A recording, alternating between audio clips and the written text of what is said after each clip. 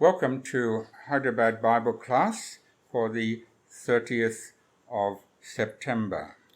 హైదరాబాదు మన బైబిల్ క్లాస్కు మీకు అందరికీ స్వాగతము. మరి సెప్టెంబర్ 30వ తారీఖున The daily Bible reading for today, 30th of September, is Ezekiel chapter 26. మరి బైబిల్ అనుదిన పట్టణంలోని మనం చూసినట్లయితే ఎజికేలు 26వ అధ్యాయంను మనము చదువుకుంటాం.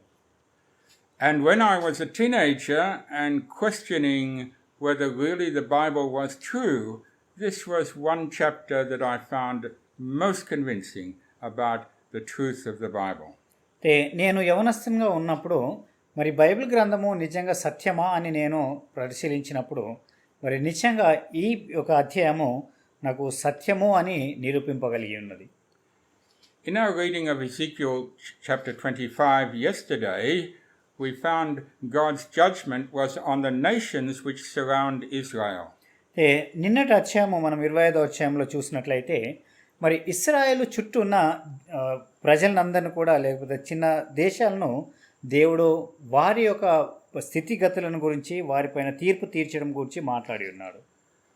At this stage, the siege of Jerusalem had begun by the Babylonians, and those who were left in Jerusalem were in great trouble. ఈ సమయంలో మరి బబులోనులో ఇశ్రాయేలును ఆక్రమించుకొని వారి చుట్టుముట్టినట్లు మనం చూస్తాము. And those who were in captivity, Ezekiel and others, of course, were spared from that trouble. ఎవరైతే మరి బానిసత్వంలోనికి తీసుకువెళ్ళబడి ఉన్నారో వారిలో ఎజికేలు తర్వాత తనతో పాటు ఇంకా కొంతమంది ఇక్కడే తమ సొంత దేశంలో ఉన్నారు. And we find in that reading in Ezekiel 25 that the surrounding nations took advantage of the fact that Jerusalem was now under siege, that everybody had fled from the countryside to the city for protection, and they started occupying and plundering parts of Judea. అయితే మరి ఈ సందర్భంలో యెరూషలేము చుట్టూ మరి సైన్యం అంతా కూడా ఉన్నది కాబట్టి మరి దాని చుట్టూ ఉన్న చిన్న చిన్న దేశాలన్నీ కూడా మరి వారిలో ఉన్న సొత్తునంతా కూడా వారు పోగు చేసుకోవడం ప్రారంభించారు. And so in chapter 25 we had judgment pronounced upon Ammon and Moab. 25వ వచనంలో ఆమోను తర్వాత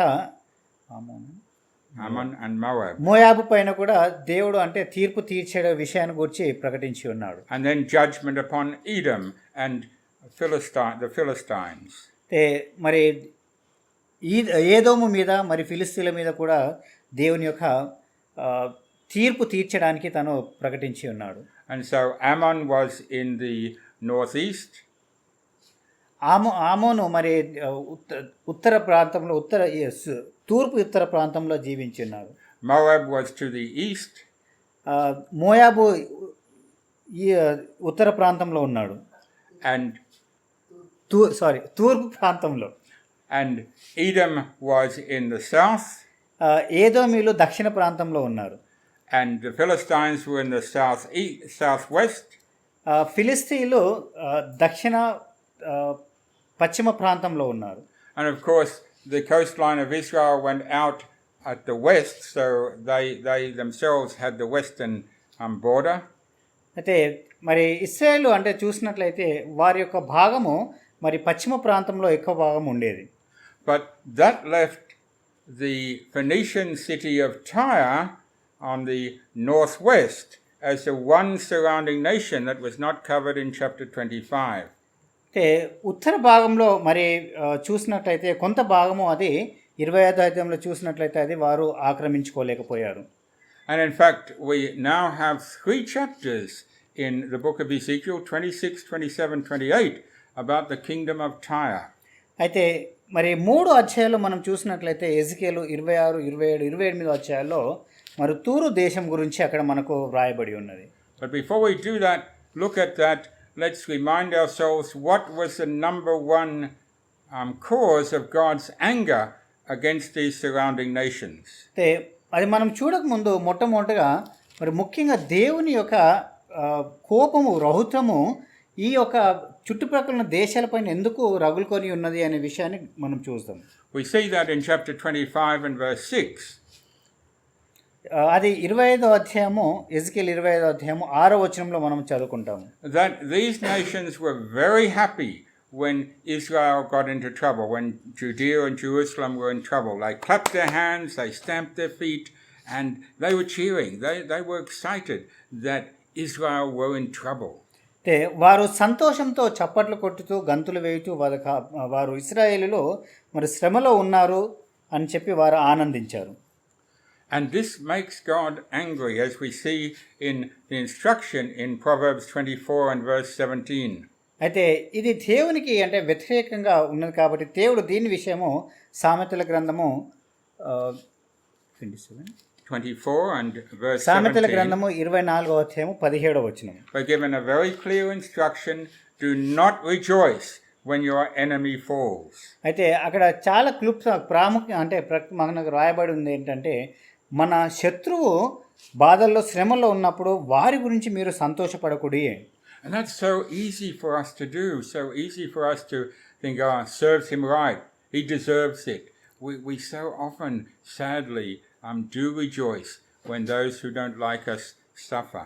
అయితే మనము అంటే చాలా మటుకు ఈ విషయాన్ని గురించి మనము సంతోషిస్తుంటాం. అంటే అది చాలా సులభము మనకు. అంటే ఇతరులు శ్రమల్లో ఉన్నప్పుడు, బాధల్లో, ఇబ్బందుల్లో ఉన్నప్పుడు వారికి అలా కలిగింది అని మనం సంతోషించడానికి సాధారణం. And the kingdom of Tyre did the same thing, but in that case there was much greater responsibility.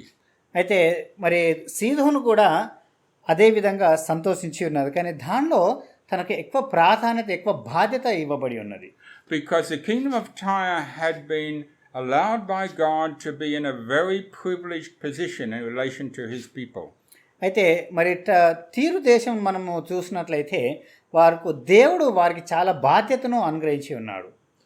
And so because they were in that privileged position, had been given so much privilege from God, God was much more angry, it would seem, with them because they had adopted this behavior.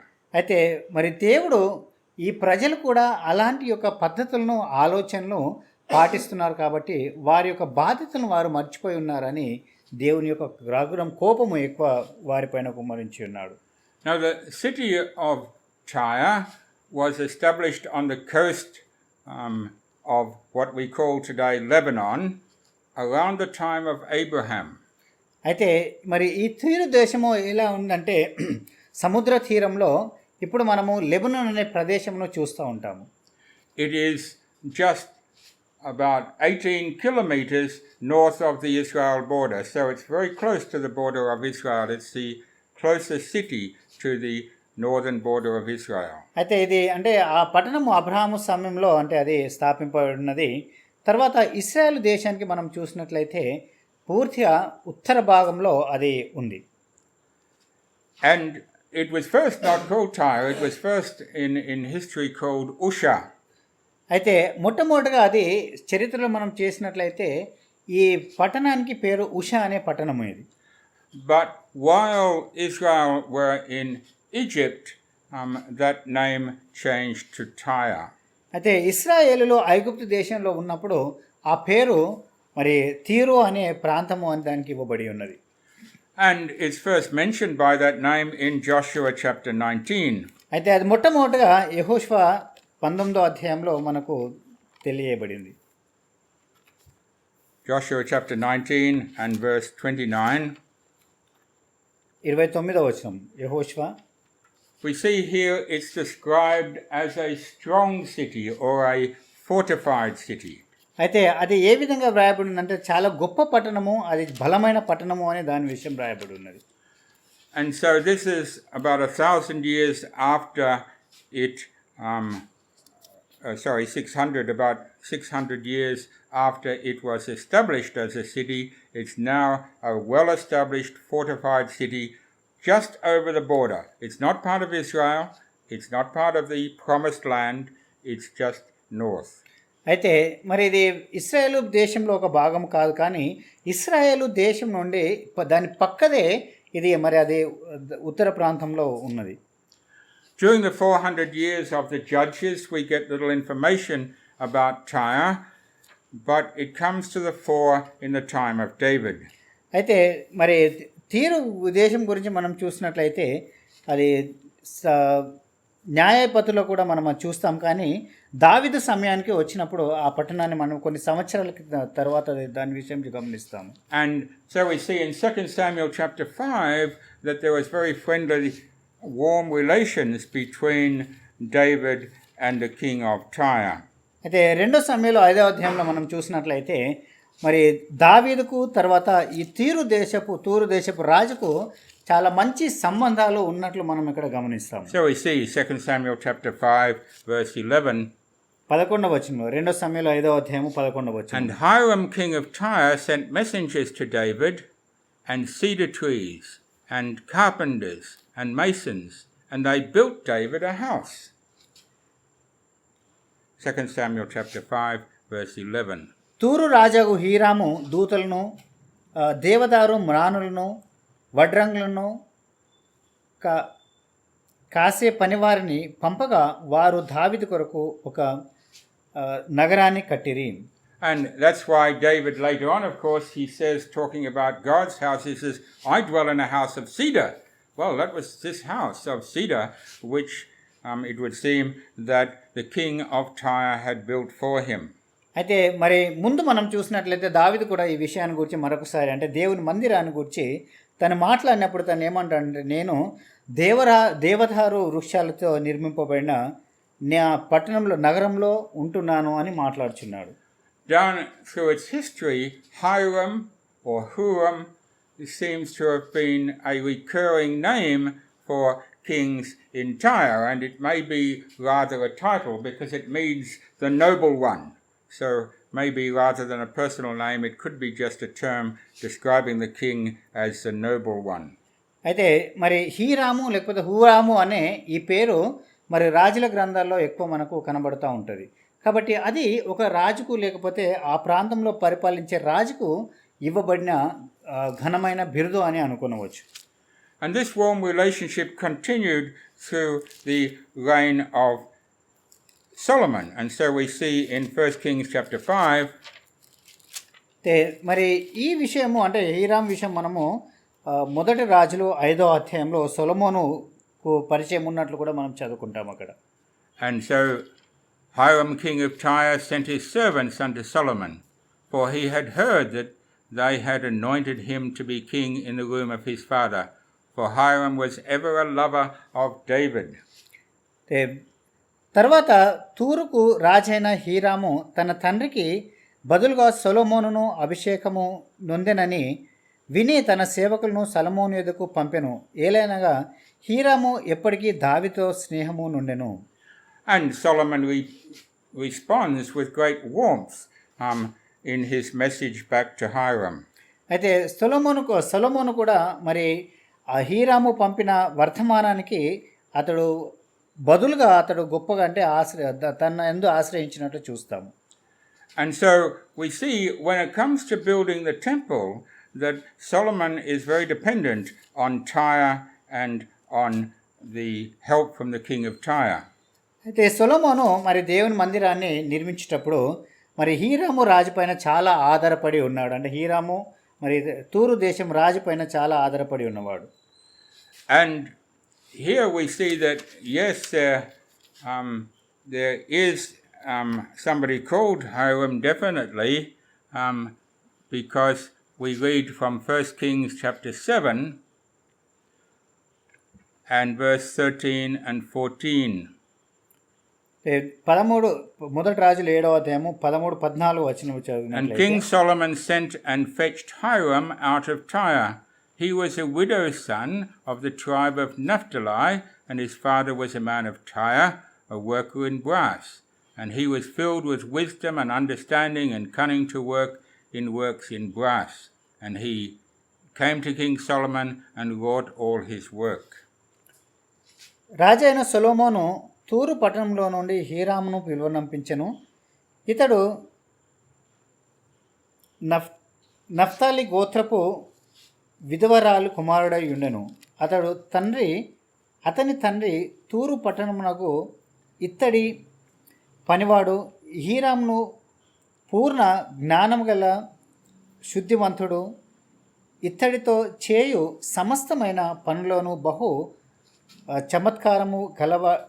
చమత్కారపు పనివాడై ఉండెను. And in 2 Chronicles 2, it gives us a lot more information that he not only worked in brass, he worked in all the material. Just like Bezalel with the tabernacle, he was a man filled with understanding to do all necessary work to build the temple. రెండో దినోత్సవంలో మనం చూసినట్లయితే మరి అక్కడ ఈయన ఇత్తడి పనిము వాడే కాకుండా మరి అన్ని లోహాలతో అతడు పనిగా చేయవాడు. ఏ విధంగా అయితే ధర్మశాస్త్రం అంటే టెబర్నాకిల్ పనిచేసినప్పుడు దేవుని యొక్క మందసమును పనిచేసినప్పుడు బెజలాల్ ఏ విధంగా అయితే పని చేస్తాడో ఆ విధంగా ఇతనికి నైపుణ్యత కలిగిన వాడు. And it's clear from 2 Chronicles 2 that much of the main building material for this temple was supplied by the king of Tyre. అయితే మరి రెండో అధ్యాయంలో మనం చూసినట్లయితే మరి చాలా మటుకు దేవాలయానికి అవసరమైన సామాగ్రి అంతా కూడా మరి ఈ పట్టణం నుండి ఇక్కడ హీరాం నుండే వారికి పంపడం జరిగింది. And it's interesting here in 1 Kings 7 that this man is described as being linked to both Jew and Gentile. His mother is from Israel, his father is a Gentile, and so we have this man who represents both Jew and Gentile building the temple of God. అయితే మరి ఈ వ్యక్తి ఇక్కడ యూదుడు మరి అన్యజనుడికి అంటే సాదృశ్యము. తన యొక్క తల్లి యూదురాలు, మరి తన తండ్రి అన్యజనుడు. కాబట్టి ఈయన ఈ ఒక వ్యక్తికి రెండు వ్యక్తిగత వేరు వ్యక్తికి కలిగిన స్వభావాలు కలిగిన ఒక వ్యక్తి దేవుని యొక్క ఆలయాన్ని కట్టడానికి సహాయకుడుగా ఉన్నాడు. Now tomorrow's reading, that is the reading in chapter 27 of Ezekiel, in describing why God was so angry with the king of Tyre and the nation of Tyre, he talks about the great privileged position that the king of Tyre had. అయితే రేపటి అధ్యాయంలో మనము చదివినట్లయితే మరి ఎందుకు దేవుడు అంటే ఈ విధంగా ఈయనను ఎంత గొప్పవాడుగా తూరు దేశపు రాజును దేవుడు ఎన్నుకున్నాడో మనం అక్కడ చూడగలుగుతాము. Some people take Ezekiel 27 to be a symbol for some supernatural devil or fallen angel, but if you read the full chapter, you'll find again and again it's talking about a man, and that man is the king of Tyre. అయితే ఇక్కడ 27వ అధ్యాయంలో మనము చూసినట్లయితే గమనించినట్లయితే మరి ఇక్కడ అంటే ఒక దూత గురించి అంటే గొప్ప వ్యక్తి గురించి లేకపోతే ఆకాశం నుండి కింద పడివేయబడిన వారి గురించి మనము సాధారణంగా చదువుకుంటాము. కానీ అతను అంటే ఈ చదివినప్పుడు చాలామంది తప్పుగా అర్థం చేసుకుంటారు. కానీ ఆ అధ్యాయము పూర్తిగా చదివినట్లయితే ఆ యొక్క మనిషి మానవుడు నరుడు అని చెప్పేసి మనం ఇక్కడ చదువుకోగలుగుతాము. And so in chapter 27 there are some interesting symbols connected with the king of Tyre. అయితే 27వ అధ్యాయంలో మనం చూసినట్లయితే కొన్ని విషయాల గురించి అంటే తూరు రాజుకు పోల్చబడిన విషయాల గురించి మనం చదువుకోగలుగుతాము. It talks about the way that they traded with all the nations around them and were very, very prosperous. అయితే అది ఏం తెలియజేస్తుందంటే వీరందరూ కూడా మరి చుట్టుపక్కల ఉన్న దేశాలతో వారు వ్యాపారం చేసి వారు చాలా గొప్పవారుగా చేయబడి ఉన్నారు అని మనం అక్కడ చదువుకుంటాం. And all the surrounding nations were dependent on their trade with Tyre. అయితే చుట్టుపక్కల ఉన్న ప్రదేశాలన్నీ కూడా దేశాలన్నీ కూడా వారిపైనే ఆధారపడి ఉండేవారు. And then in chapter 28 it uses some amazing symbols to describe this privileged position. అయితే 28వ అధ్యాయంలో మనము చూసినట్లయితే మరి కొన్ని విషయాల గురించి అంటే కొన్ని భావాల గురించి అది ఎంత గణనీయమైనది అనే విషయాన్ని గురించి మనం అక్కడ చదువుకుంటాము. And so like the king of Babylon in Isaiah chapter 14, in chapter 28 verse 2 he exalts himself and says, I'm all powerful, I'm like God. మనము ఇక్కడ 28వ వచనంలో చూసినట్లయితే అతడు ఏ విధంగా అయితే so in Isaiah 14 it talks about Babylon saying I'm like God, and here the king of Tyre says I'm like God. అయితే యెషయాలో మనము చూసినట్లయితే మరి అక్కడ నేను అంటే దేవుణ్ణి పోలి ఉన్నవాడును దేవుని లాంటి వాడను అని అక్కడ ఆయన పొగుడుకొని ఉన్నాడు. మరి ఇక్కడ 28వ అధ్యాయం 2వ వచనంలో చూసినట్లయితే కూడా తూరు రాజు కూడా తూరు దేశపు రాజు అదే విధంగా పొగుడుకుంటున్నాడు. And so because of this pride which he goes on to describe in chapters 28, 4 and 5, he says, therefore God is going to bring nations against you and destroy you.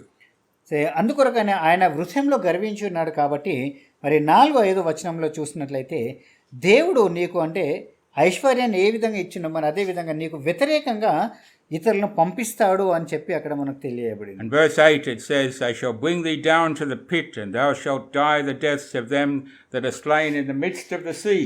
Because remember, Tyre is a city of the sea. 8వ వచనం చూసినట్లయితే నిన్ను పాతాళంలో పడవేతురు, సముద్రంలో మునిగిన చచ్చిన వారి వలె నీవు చత్తువు. ఎందుకనంటే ఈ తూరు దేశము సముద్ర తీరాన ఉంది కాబట్టి అది సముద్రంలో పడవేయబడుతుంది అని. Then it goes on to tell us that the king of Tyre, the nation of Tyre, had been given special wisdom because their skill and understanding and wisdom was to be used to build the temple. అయితే వీరికి చాలా జ్ఞానం ఇవ్వబడింది, వారి పనిలో నైపుణ్యత కూడా వారికి ఇవ్వబడింది. ఎందుకు అనంటే వారికి ఇచ్చిన జ్ఞానము ద్వారా వారు దేవుని యొక్క ఆలయాన్ని మందిరాన్ని కట్టగలిగి ఉన్నారు. And so he says in verse 13, you have been in Eden in the garden of God. What does he mean by that? How was the king of Tyre in the garden of Eden? 13వ వచనంలో చూసినట్లయితే ఆయన ఏమన్నాడు, దేవుని తోటలో నీవు ఉంటివి అంటే ఏదోనులో నీవు ఉంటివి. మరి ఏ విధంగా వీరు ఏదోనులో ఉన్నారు అని మనము ప్రశ్నించుకోవచ్చు. Well, as we go on and read about him in verse 14, we see that he was the anointed one that went up and down in the holy mountain of God. He walked up and down amidst the shining stones. అయితే 14వ వచనంలో చూసినట్లయితే ఆయనను ఏ విధంగా తెలియజేసిందంటే నీవు అభిషేకము నొందిన కేరుబున యొక్క ఆశ్రయంగా నీవుంటివి. You see, we saw that the king of Tyre and his servants were the ones who were given the privilege as Gentiles to actually build the temple of God. That they were given the privilege right in Jerusalem in the mountain of God to be there in the midst of the work. అయితే మరి వీరందరూ కూడా తీరు దేశంలో నుండి రాజు తన యొక్క ప్రజలు వారికి ఇచ్చిన నైపుణ్యత ద్వారా వారు అన్ని జనులు అయినప్పటికీ యెరూషలేము పట్టణంలో మరి దేవుని యొక్క ఆలయాన్ని యెరూషలేము పర్వతం మీద దేవుని యొక్క పరిశుద్ధ పర్వతం మీద ప్రతిష్ఠింపబడిన పర్వతం మీద దేవుని ఆలయం కట్టడానికి వారిని ఎన్నుకొని ఉన్నారు. And in symbol this is Eden, because Eden was a place of perfect fellowship between God and man. It represented the fellowship enjoyed between man and God. అయితే మరి ఇది మనం చూసినట్లయితే ఇది ఏదోను తోట ఏదోను అని మనము తెలుసుకుంటున్నాం. ఎందుకు అనంటే ఏదోను తోటలో మానవునికి దేవునికి మధ్యన చాలా ప్రత్యేకంగా వారు అక్కడ జీవించి ఉన్నారు. కాబట్టి దేవుని యొక్క ఆలయము వీరు కట్టుచున్నారు కాబట్టి వీరికి కూడా అలాంటి సందర్భంలో వీరు ఉన్నారు అని మనము భావించుకోవచ్చు. And so the temple was being built as a place of fellowship between God and man through the mediatorship of the priest. అయితే మరి దేవుని యొక్క ఆలయము కట్టినప్పుడు వీరి మధ్యలో ఉన్న సాంగత్యము వీరిలో ఉన్న దేవునితో ఉంచబడిన వీరి యొక్క వ్యక్తిగత సంబంధాలను ఇక్కడ మనం పోల్చుచున్నాము. And of course, in the age to come, the whole earth will be restored as Eden, as a place of fellowship between God and his creation. అయితే మరి ముందుకు రాబో కాలంలో కూడా ఏదోను ఏ విధంగా అయితే వికసించి ఉన్నదో దేవుని యొక్క ఆలయంగా మరి దేవుని యొక్క ప్రజలు కూడా అదే విధంగా జీవించుచుంటారు. And so chapter 27 describes how Tyre became so powerful and rich. 27వ అధ్యాయం చూసినట్లయితే మరి తీరు దేశము ఏ విధంగా అయితే గొప్పదిగాను మరి వ్యాపారంలో వర్తకంలో ధనము పొందినది మనం అక్కడ గమనిస్తాము. And chapter 28 describes the privileges that Tyre as a Gentile nation were given in God's purpose. అయితే 28వ అధ్యాయంలో చూసినట్లయితే మీరు అన్ని జనులు అయినప్పటికీ దేవుని యొక్క సంకల్పంలో వీరు ఏ విధంగా భాగస్థులై ఉన్నారో ఆ విషయాలను గురించి తెలియజేయబడింది. And explains for us the reason for the terrible judgment that was to come upon them, as we read in chapter 26, today's reading. అయితే మరి ఏ విధంగా అయితే వారిపైన దేవుని యొక్క ఉగ్రత వారికి చూపించబడుతుందో 27వ అధ్యాయంలో మనము చదువుకున్నాము. And so we read of the fact that God says that he is against them, and he's going to bring this great judgment upon them. అయితే దేవుడు వారికి వ్యతిరేకంగా ఉన్నాడు, మరి వారిపైన దేవుడు గొప్ప తీర్పును తీసుకురాబోచున్నాడు. And so from verse 4 onwards he says, I will deliver you and your possessions to the men of the east, those who come from the east. అయితే వారితో దేవుడు 4వ వచనంలో ఏమంటున్నాడంటే, నీ సరిహద్దులను సముద్రం మధ్యలో ఏర్పరచడం, నీ శిల్పకారులను.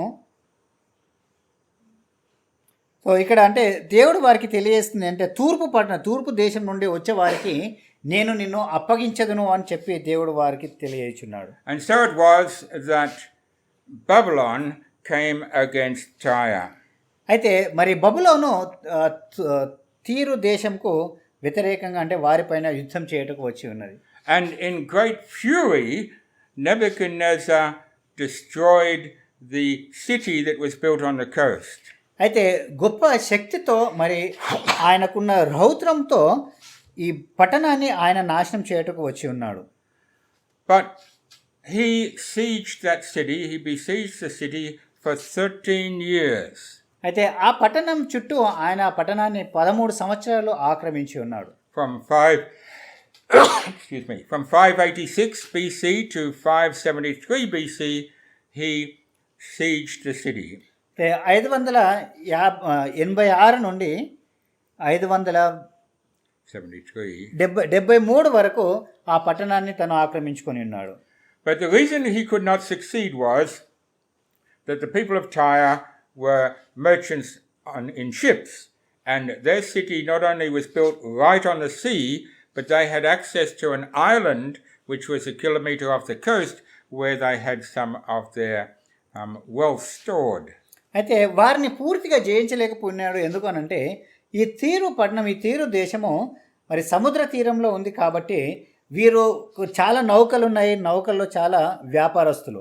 కాబట్టి వీరు ఏం చేస్తారంటే ఒక కిలోమీటర్ దూరంలో వెళ్ళి సముద్రంలో ఇంకొక చిన్న ద్వీపంలో కూడా వారి యొక్క స్థాపనలు స్థాపించారు. So slowly during the years of siege the main city got emptied and everything got re-established on the island. అయితే ఈ సమయంలో నెబుకద్నెజరు వారిని ముట్టడించిన సమయంలో నెమ్మదిగా వీరు చేసింది ఏంటంటే ఈ పట్టణంలో నుండి అంతా కూడా ఆ ద్వీపంలోనికి వారి సంపదన అంతా కూడా మార్చుకొని ఉన్నారు. And so even though Nebuchadnezzar finally was able to conquer the city on the coast, he conquered an empty city. He destroyed in great anger, broke down all the buildings of the city, but there was nobody there. అయితే ఆయన చివరిగా ఆయన కోపంతో రౌదంతో రగులుకున్నవాడుగా ఆ పట్టణాన్ని అంతా కూడా నాశనం చేసి దాన్నంతా కూడా ముక్కలుగా చేసి ఉన్నాడు. కానీ ఆయన అందులో నుండి ఏమీ సాధించలేకపోయాడు. ఎందుకంటే పట్టణం అంతా కూడా ఖాళీ పట్టణాన్ని ఆయన నాశనం చేశాడు. So he went away from there empty-handed. He got no wealth from Tyre. అయితే ఆయన ఖాళీ చేతులతో అక్కడ నుండి వెళ్ళిపోవాల్సి ఉంది. మరి తీరు దేశం నుండి ఆయనకు ఏమి లాభము కలగలేదు. Now here's a lesson in very careful Bible reading. అయితే ఇక్కడ మనం ఒక పాఠం నేర్చుకోగలుగుతాం. బైబిల్ను మనము పఠించి చదివినట్లయితే దానిలో ఒక గుణపాఠం నేర్చుకోగలుగుతాం. In chapter 26 we read verses 7 to 10, 7 to 11 about the invasion by Nebuchadnezzar. And so we've got it talking all the time in the singular. He shall do this, he will do this, he will do that. It's all about Nebuchadnezzar in his attack on Tyre. 26వ అధ్యాయము 7 నుండి 11 వచనాలు మనము చదివినట్లయితే ఇదంతా కూడా Nebuchadnezzar గురించి వ్రాయబడి ఉన్నది. మరి ఆయన ఏ విధంగా ఈ తీరు దేశంపైన దండయాత్ర చేస్తాడు అనే విషయాన్ని అక్కడ మనకు వ్రాయబడి ఉన్నది.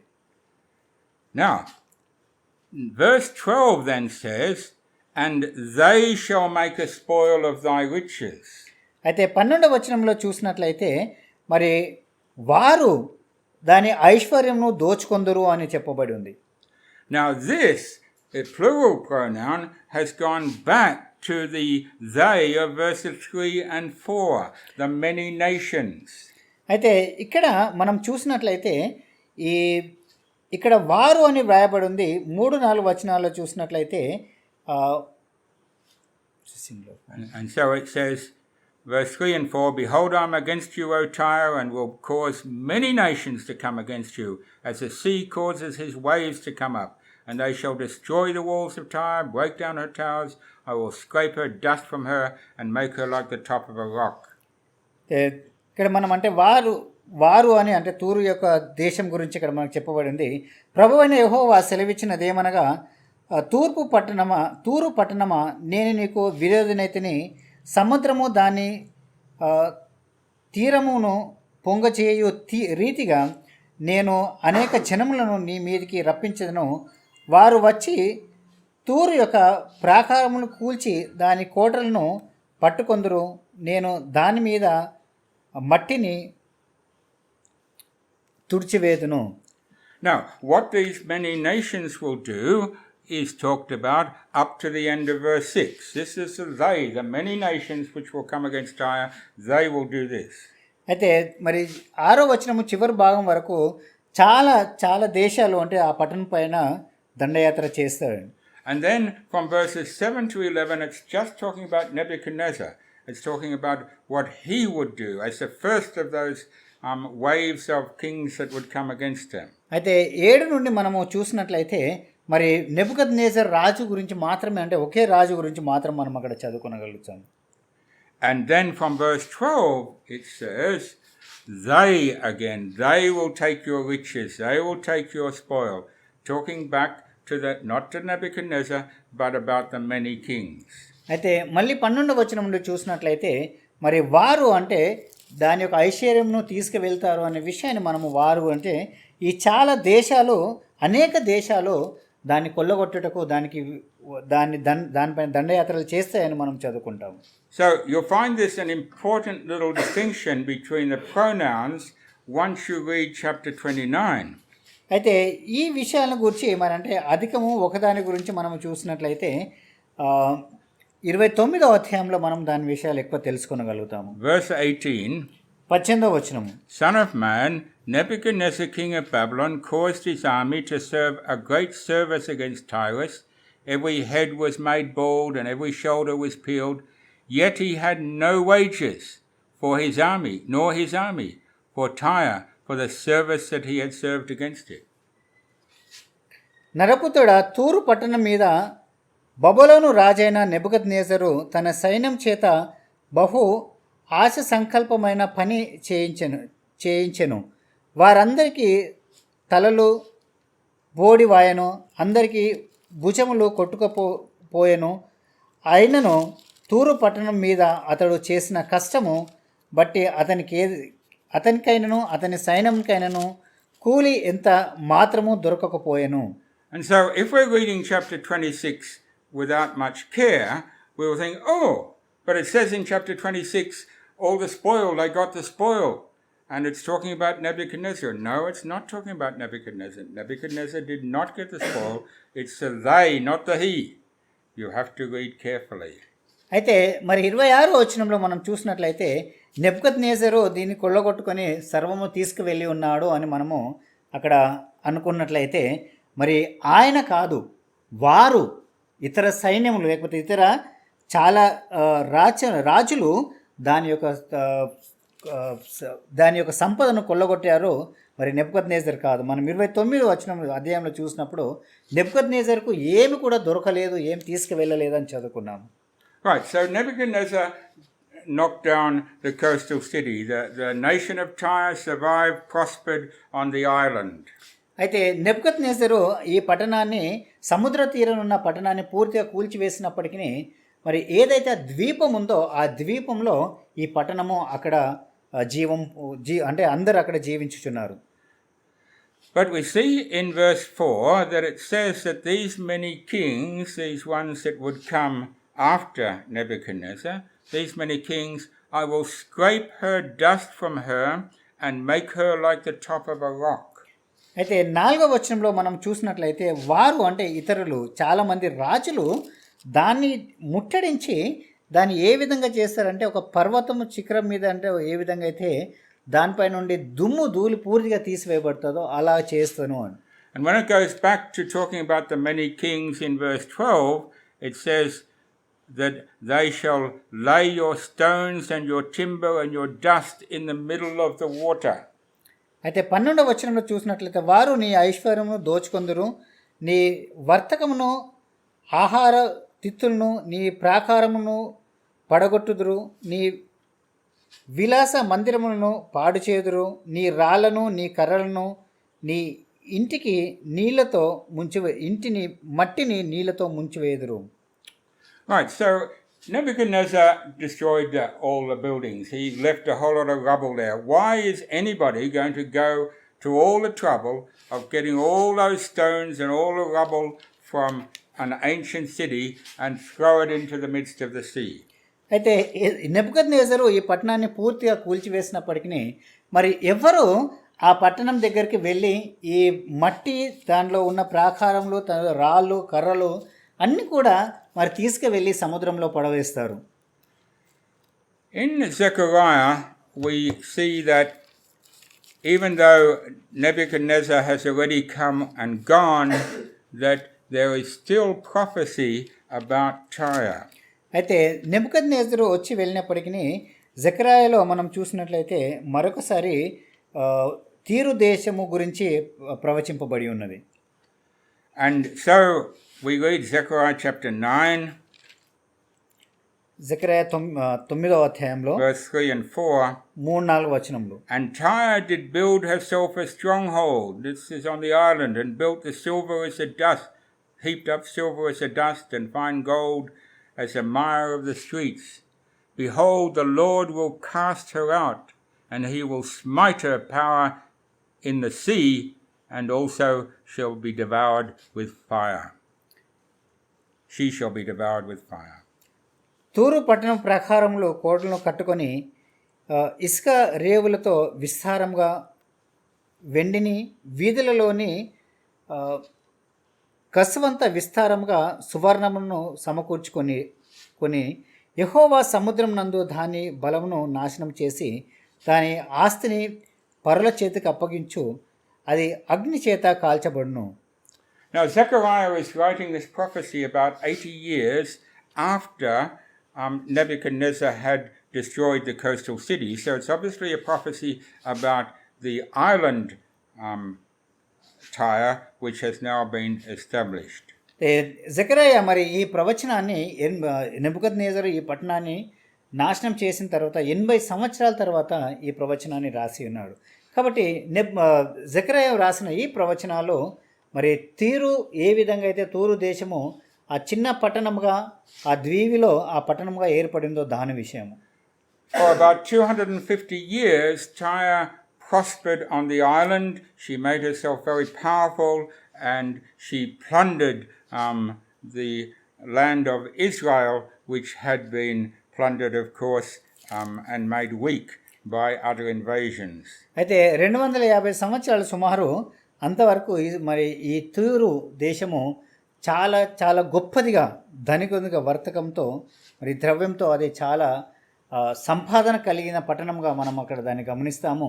మరి ఇశ్రాయేల్ను కూడా ఇశ్రాయేలు ఏ విధంగా అయితే బానిసత్వంలో ఉందో మరి దాని రాజులు కొల్లగొట్టి ఉన్నారో అదేవిధంగా ఈ పట్టణంకు ఈ దేశస్తులు కూడా ఇశ్రాయేల్ను చాలా మటుకు కొల్లగొట్టి ఉన్నారు. After 250 years of prosperity, Alexander the Great came along. 250 సంవత్సరాల తర్వాత అలెగ్జాండరు అతని దానిపైకి దండయాత్ర చేసి ఉన్నాడు. And so in 332 BC, he wanted to conquer Tyre. 332 BCలో మరి ఆయన ఈ తీరు దేశం పైన దండయాత్ర చేయాలనుకున్నాడు. But he had a problem. Alexander did not have a navy. He was a land army, and this is an island a kilometer off the coast. అయితే అలెగ్జాండర్కి ఇక్కడ ఒక సమస్య ఉండే ఏంటంటే ఆయన యుద్ధం చేసే భూమిపైన నేలపైన యుద్ధం చేసేవాడు. ఆయనకు నౌకల సైన్యం కానీ ఎలాంటి సైన్యము లేదు. కానీ ఈ పట్టణము సముద్రంలో 1 కిలోమీటర్ దూరంలో ఉంది కాబట్టి ఏ విధంగా దానికి వెళ్ళాలని. And furthermore, by this time Tyre had fortified its walls straight into the sea, 150 feet tall on the eastern side, and so it was just an impregnable fortress in the sea. అయితే మరి ఈ సమయం వరకు ఈ తూరు దేశం అంతా కూడా 150 అడుగుల ఎత్తున ఉన్న గోడలను అది సముద్రంలో నుండి తన పట్టణం చుట్టూ కట్టుకొని ఉన్నది. మరి తూర్పు భాగం నుండి దాన్ని ఎవరు కూడా చూడలేకపోయి ఉండేవారు. And so Alexander says, we're going to march out to this island. అయితే అలెగ్జాండర్ ఏమన్నాడంటే లేదు మనము ఈ పట్టణానికి కాలినడకతో వెళ్దాము. And he got his army to take all the stones and building material from the city on the coast and to build a causeway, a walkway, landway, bridge all the way out to the island. అయితే ఆయన ఏం చేసిందంటే ఆయన సైన్యాన్ని అంతా కూడా తీసుకొని మరి ఈ పాత పట్టణంలో ఉన్న రాళ్ళు కర్రలు మట్టి అంతా కూడా సముద్రంలో వేసి వారి కాలినడక వెళ్ళటకు ఒక త్రోవ చేసి ఉన్నారు. But even so, he could not immediately conquer the city until he brought in from other nations navies of ships to blockade the city in a sea siege. అయితే మరి ఆయన ఇంత చేసినప్పటికీ ఆ పట్టణాన్ని ఆయన ఆక్రమించలేకపోయాడు. కానీ ఆయన చేసింది ఏంటంటే ఇతర దేశపు రాజులను నౌకాదళమునంతా కూడా తీసుకొచ్చి ఆ పట్టణాన్ని చుట్టుముట్టి ఉన్నారు. Alexander lost more men in the fight against Tyre as they tried to conquer this city than any of his other battles. అయితే అలెగ్జాండరు మరి చాలా మందిని సైన్యాన్ని ఇక్కడ కోల్పోయి ఉన్నాడు. అంటే ఎక్కువ మంది సైన్యాన్ని ఇక్కడే కోల్పోయి ఉన్నాడు కానీ వేరే యుద్ధాల్లో అతను కోల్పోనంత సైన్యాన్ని ఇక్కడ కోల్పోయి ఉన్నాడు. When he finally conquered the city, he was so angry, so upset, his pride was so hurt that he carried out slaughter after slaughter of the people of the city. అయితే ఆయనకి ఎంత కోపం రగులుకుందంటే మరి ఆయన ఆ పట్టణాన్ని ఆక్రమించుకున్న తర్వాత మరి ప్రతి ఒక్కరిని కూడా హతం చేయడానికి ఆయన పూనుకొని ఉన్నాడు. And that was the end of the nation of Tyre. మరి అక్కడికి అది చివరిగా ఆ పట్టణానికి ముగింపు అది. A city again centuries later re-established on the coast, and even in Jesus' day, of course, we have the city of Tyre. Jesus went as far as Tyre in his northern travels. అయితే మరి ఈ పట్టణము నాశనం చేయబడిన తర్వాత ఎన్నో సంవత్సరాల తర్వాత మరి యేసుక్రీస్తు సమయమందు కూడా వారు మరి ఆ పట్టణాన్ని అంటే ఆ సందర్భం వరకు వారు సముద్ర తీరాన ఆ పట్టణాన్ని మళ్ళీ తిరిగి నిర్మించుకొని ఉన్నారు. యేసుక్రీస్తు కూడా ఆ పట్టణానికి వెళ్ళగలిగి ఉన్నాడు. And we can go to the site of the ancient city today and we can see that yes, all that rubble is still in the sea. You can see the remnants of the causeway still in the sea that Alexander built. అయితే ఈ పట్టణానికి మనం ఇప్పుడు కూడా వెళ్ళవచ్చు. మరి Alexander ఏ విధంగా అయితే ఈ పాత పట్టణంలో అంతా కూడా దాన్ని కూల్చివేసి అక్కడ వేసి ఉన్నాడు సముద్రంలో, అవన్నీ కూడా పట్టణం యొక్క ప్రాకారంలో మనం చూడగలుగుతాము. And it says, it prophesies, Ezekiel 26 verse 5, it will be a place for the spreading of nets in the middle of the sea. And you can go there today and the fishermen are still spreading their nets in this area for fishing. Ezekiel ఇక్కడ 26వ అధ్యాయము 5వ వచనము చూసినట్లయితే సముద్రము అది అంటే అక్కడ వారు వలలు వేసి చేపలు పట్టెదరు అని చెప్పేసి ఇక్కడ 5వ వచనంలో మనకు తెలియబడింది. కాబట్టి ఇప్పుడు కూడా మనం ఆ పట్టణానికి వెళ్ళినట్లయితే నిజంగానే మనం వలలు వేసి అక్కడ చేపలు పట్టే సాధ్యత ఉంది. Because this causeway which curves around out to the island provides a wonderful natural breeding ground for fish, that it's a far richer fishing ground than any other part of the coast. అయితే ఆ సముద్ర తీరాన మనం చూసినట్లయితే అది ఒక మూలలాగా ఈ విధంగా అది చేయబడి ఉన్నది కాబట్టి అది మరి చేపలు అక్కడ పెంపొందడానికి చాలా మంచి స్థలంగా అది ఎంచుకొనబడి ఉన్నది. It's still there because what Alexander built was not just a pathway for a few men to go across. It was 80 feet wide. 80 feet wide and 900 meters, just under a kilometer long. అయితే అది ఇప్పుడు కూడా ఎందుకు ఉన్నదంటే Alexander దాన్ని ఏ విధంగా కట్టిన చిన్న దారిలాగా మాత్రమే చేయలేదు, దాన్ని 80 ఫీట్లు వెడల్పుగా దాన్ని చేస్తున్నాడు. కాబట్టి అది ఇంకా కూడా అక్కడే ఉంది. But there's a great warning for us in the story of Tyre. మనందరూ కూడా మనము జాగ్రత్తగా వహించాల్సిన విషయము ఈ తీరు దేశం నుండి మనం నేర్చుకుంటాము. Tyre was given more privileges and greater honor in the history of Israel than any of their other neighbors. అయితే మరి తీరు దేశానికి గొప్ప అవకాశము ఇవ్వబడింది. మరి ఇశ్రాయేల్ విషయంలో చూసినట్లయితే మరి తన చుట్టుపక్కల ఉన్న దేశాలకు ఇవ్వబడని ఘనత దీనికి ఇవ్వబడి ఉన్నది. They were privileged to be able to give the material for the building of the house of God of all the earth. మరి వారికి ఎలాంటి ఘనత కలుగజేయబడిందంటే దేవుని యొక్క మందిరాన్ని కట్టుటకు, మరి దేవుని మందిరాల్లో భాగస్థులుగా వారు ఉండుటకు వారికి ఆ ఆదరణ ఇవ్వబడింది. They were privileged to have David as one whom they honored and loved. వారు ఎంత ఘనత పొందిన వారంటే దావీదును వారు ప్రేమించి మరి దావీదును ఘనపరిచిన వారుగా. And yet when Israel fell into trouble, they were the first ones to take advantage of that trouble and to plunder their wealth. మరి ఇశ్రాయేలు శ్రమల బాధల్లో ఉన్నప్పుడు మరి వారు ఇశ్రాయేల్ పైన పడి వారి యొక్క సొత్తును వారు కొల్లగొట్టారు. You and I have been given a wonderful privilege. We've been called to be the children, given the honor as Gentiles of the children of the living God. మనమందరం కూడా మరి మనకి గొప్ప ఆధిక్యత ఇవ్వబడి ఉన్నది. మనము దేవుని యొక్క పిల్లల అన్ని జనుల మనము పిలువబడిన వారము. Scripture says that of whom much is given, much is required. That God has given us an abundant privilege. There should be abundant fruit given back to Him. దేవుడు అంటే మనం పరిశుద్ధ గ్రంథంలో చూసినట్లయితే దేవుడు ఎవరికైతే గొప్పగా ఇస్తాడో వారు తిరిగి అది దేవునికి అధికంగా చెల్లించవలసిన అవసరం ఉంది. And so let us be humbled by the privilege that we've been given and ensure that we are true and sincere and loving servants of God and His people.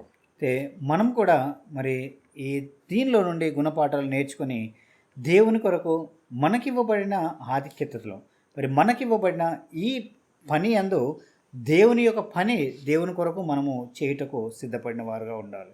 And if anybody ever doubts the accuracy of what the Bible writes, get them to read this chapter. Tell them the story of Alexander throwing all the stones in the midst of the sea. And they can go and see that for themselves even today. ఎవరైనా అంటే బైబిల్ను వారికి సమస్యగా ఉన్నట్లయితే బైబిల్ను నమ్మడానికి వారిని ఈ అధ్యాయం చదవమని చెప్పి మరి అలెగ్జాండర్ యొక్క కథను మనము తెలియజేసినట్లయితే అలెగ్జాండర్ ఏ విధంగా ఈ పట్టణంలోని నుండి అన్నీ కూడా రాళ్లతో పాటు తీసుకువెళ్ళి సముద్రంలో పడవేస్తున్నారో అది చూసినట్లయితే వారు నిజంగా వారు అక్కడికి వెళ్ళి ఆ విషయాన్ని వారు సాదృశ్యంగా చూడగలుగుతారు. Because we have been given the privilege to share in the Eden of God, fellowship with the God of all the earth. మనము మరి ఏదోనులో దేవునితో మనం సాంగత్యం కలగడానికి, దేవునితో బస చేయడానికి దేవుడు మనకి సమయాన్ని ఇచ్చి ఉన్నాడు. And so may we truly be the servants, faithful servants of the living God. మనం నిజంగా మరి దేవుని యొక్క విశ్వాసులుగా మరి ఆయన యొక్క జత పనివారుగా మనం అందరము జీవించగలం. వందనాలు.